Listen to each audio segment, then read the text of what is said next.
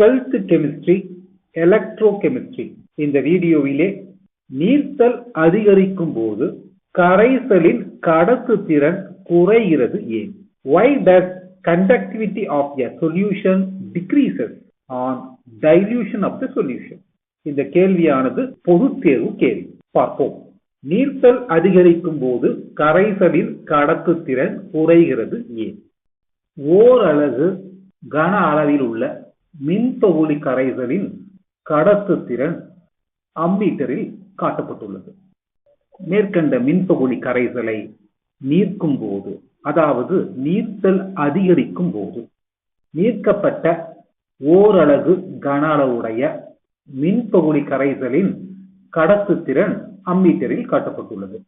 நீர்த்தலுக்கு முன்புள்ள ஓரலகு மின்பகுளி கரைசலின் கடத்துத்திறன் அதிகமாகவும் நீர்க்கப்பட்ட பின்பு ஓரலகு கன அளவில் உள்ள மின்பகுளியின் கடத்துத்திறன் குறைவாக உள்ளதையும் நம்மால் பார்க்க முடிகிறது. ஏன்?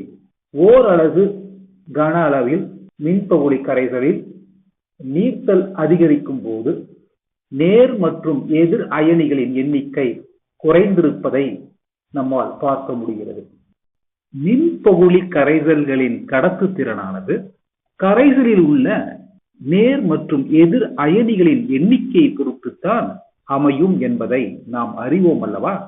எனவே தான் மின்பகுளி கரைசலை நீர்க்கும் பொழுது அயனிகளின் எண்ணிக்கை குறைவதன் காரணமாக மின் கடத்துத்திறன் குறைகிறது.